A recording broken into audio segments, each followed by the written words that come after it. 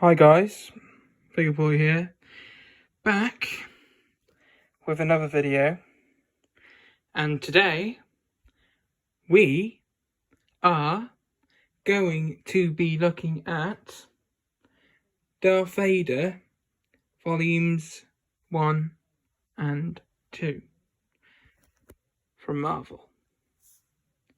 Now that is my longest intro yet, and we're already 32 seconds in. So yeah. Okay. So, like I said, I'm going to start with Vader Volume 1. So, I've read both of them now. As in both volumes, I've had these for months now. God knows when I bought them. But yeah, I bought the first issue when it first came out, so I apologise to you comic fans who are probably traumatised by the fact that it's completely torn, if it's worth something. Oops. Yeah, well, I didn't really care, to be honest. I never bought any more. I think I wanted to buy more. I mean, I wish it wasn't so broken, but I might end up getting the sellotape out or something. But yeah, so, and I've got, I think, the first 2 or 3 issues of the first volume of the Marvel Star Wars comic, you know, the one with the main one, which is just called Star Wars or whatever, in my wardrobe as well. I was scared because I thought I'd lost it, and I actually like this advertisement for, I'm guessing this is the Black Series, was it? Yeah. Yeah, it's not that I don't like these figures, but I'm a pop vinyl collector, you see, so, but I probably would. I gotta be careful. Don't want to be zooming in on that guy's crotch. I didn't mean that. Right. That's not supposed to be my impression of Darth Vader. I thought I could make it sound like that. But yeah. You know what, let's just focus. So, I've got to properly read these again. But one of my first thoughts were, I was like, you know, it's alright, but it seems complicated, and with all these, it's, I don't know, maybe it's just me. I just need to read it again. But, so yeah, so I thought, you know, I'd just go through it. It's not really a review. Really some more so a reflection, I guess. So yeah. Right, so what should I do? Should I look over the volume? Well, because it's the same, isn't it? Inside, like the first bit of it. Right, so yeah, here's the comic. So inside, with that nice logo there, it's supposed to almost be like an opening crawl. And the first one, from what I recall, it's him when he's going into Jabba's palace. And he did have some cool moments in this scene. This is probably one of the, I think it's obviously, because, you know, it's the beginning, isn't it? So obviously it's probably going to be more exciting. Yeah, because it gets off to a good start. And you get to see Boba Fett at the end. With you get a Wookiee bounty hunter, right? So there you go.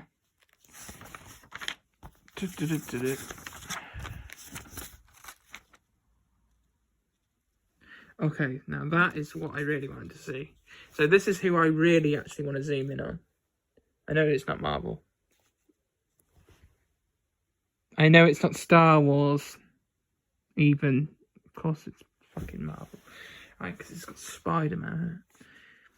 I've got Poison Ivy here as well. Anyway, let's get back on topic. Let's get back to, you know, you're killing me now. You're killing me. You know what, show off. Start off. So yeah, that's the opening issue. And let's get into the main things that I wanted to talk about. Because I've seen all these facts and videos online about like comic stuff and how cool he's supposed to be. Because I mean, it's not in here, but there was almost like the whole thing with the stormtroopers, where he's almost using stormtroopers as his shield, and I thought, yeah, that's impressive, yeah, considering that George Lucas didn't write it, but probably anyone else could write better story for him, but then it comes across as the writing of a fanboy, or a femme woman, whatever. Anyway, the whole feminist stuff is just not... Right, so yeah, I mean, sure, Vader's cool in this. I mean, obviously, you know, I'm not necessarily just nitpicking it and saying, oh, wait a minute, George Lucas didn't write this. You know, I'm not going to say, oh, because he didn't write it, then it's automatically bad. No, I'm just saying that sometimes it feels, you know, it's almost like, so all this stuff, how cool Palpatine's supposed to be and all this stuff, it's almost like, did George Lucas come up with the original backstory for him or what? Or is this just, I mean, I appreciate people's different interpretations, but it's almost like, yeah. I think this is when I get a bit nitpicky about this character here. So it's like she's not in like the films or anything. She seems to be exclusive to the series, and it's like she's some kind of technical genius with these evil versions of R2-D2 and C-3PO. And yeah, the Emperor's in this as well, as you can see. I mean, the artwork got nothing really to complain about. It's alright for what it is, though he just look a bit weird here. And then again, he's always looked weird.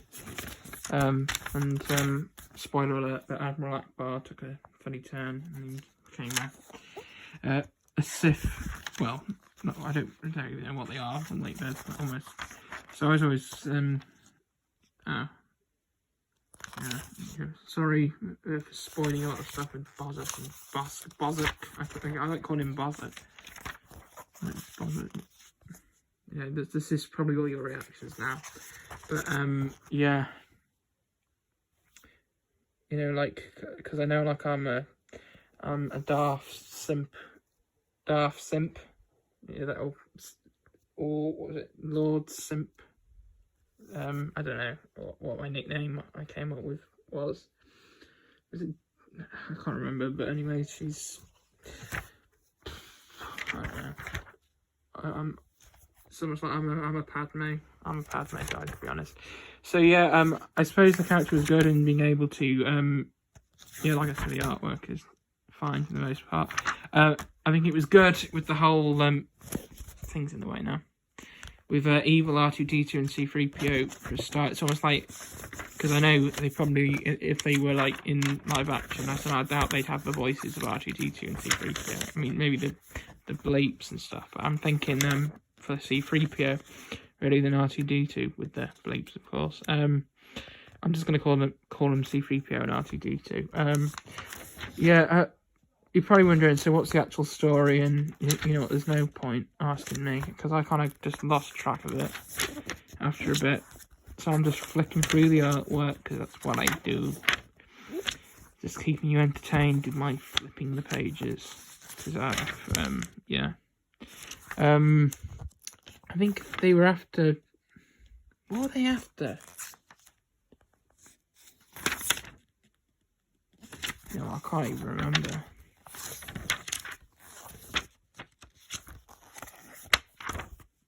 It's probably for the best. I'm just trying to think, were they after somebody?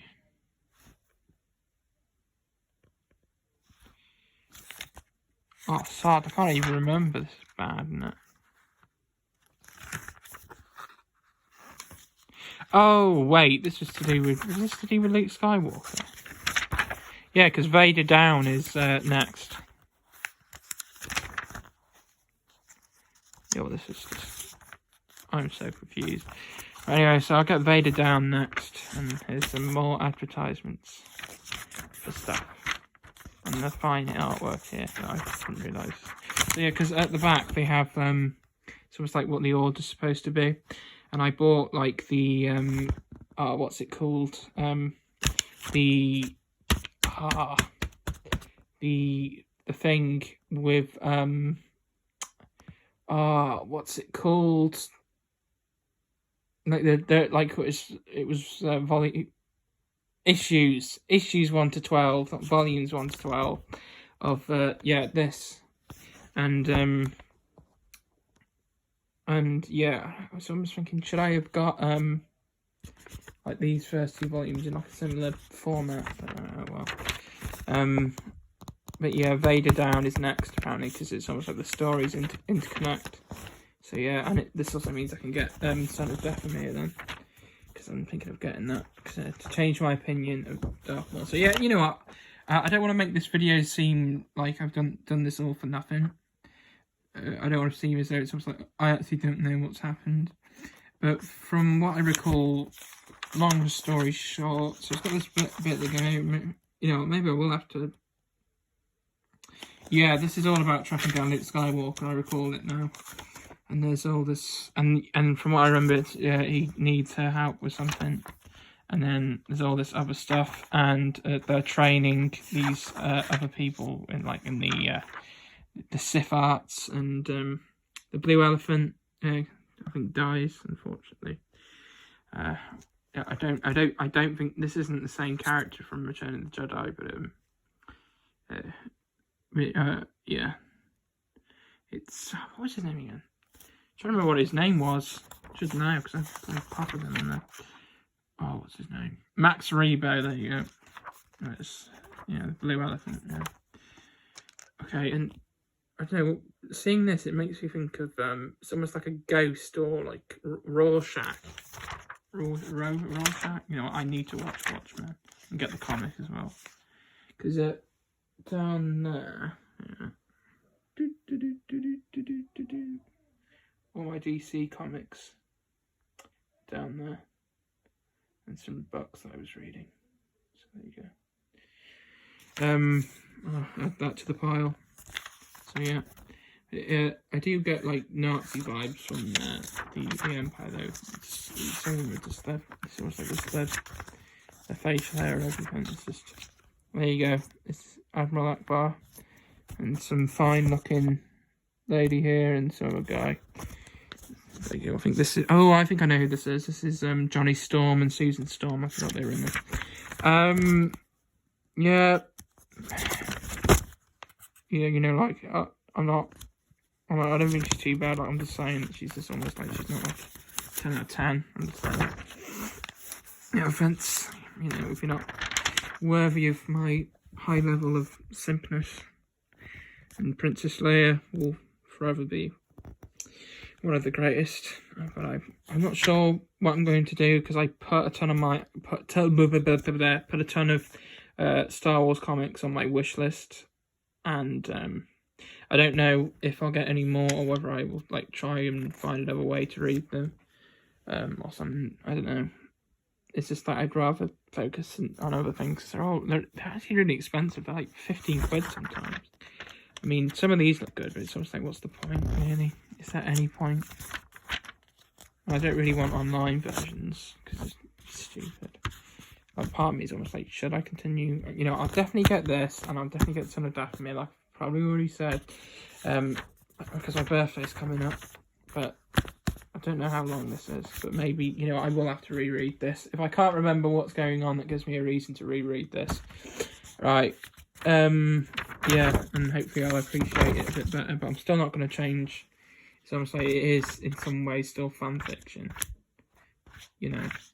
So it's like, even if someone approves of it, it's almost like if George Lucas doesn't like it, I mean, then again, you can't really, that's, I mean, I'm talking more like, when it comes to, like, comic books and stuff like that, rather than, I mean, with movies, it's just going to be difficult to say Clone Wars isn't canon completely. I mean, because it's almost like, I don't know what I'm talking about now, but yeah, I'm just basically saying it's almost like, you know, whatever. But I mean, I do appreciate what Dave Filoni and what's his name is doing, Jon Favreau, but yeah, Dave Filoni is one of the biggest fanboys, really, isn't he? If you just look at him with just the cowboy hat. I saw a recent video which he basically explains like the character of Qui-Gon Jinn or something, and basically puts him in a whole new light, and with all these people sitting around the table, and what's her name, Bryce Dallas Howard or something. The daughter of Ron Howard or something, just nodding her head like she knows what he's talking about. Right, yeah, a bit cringy, but I suppose, I mean, he's had a point. It's kind of interesting. But at least, was he wearing his cowboy hat? You know, he really needs to take that cowboy hat off. Just stupid, right? Anyway, thanks for watching. Hopefully I didn't waste too much of your time just from the intro alone, but I just wanted to not show my face, because despite the fact that I've already done a face reveal. I mean, almost, what's the phrase? What should I say? Just so you can hear my voice again in 2021. Like, this year can get any worse. Well, actually, no, it's not worse. I mean, as in, if this is already made 2021, like 2020 for you, just from hearing me talk. Anyway, there you go. I'm back in the game, and hopefully Amazon will hurry up and deliver those 2 pops soon. Goodbye.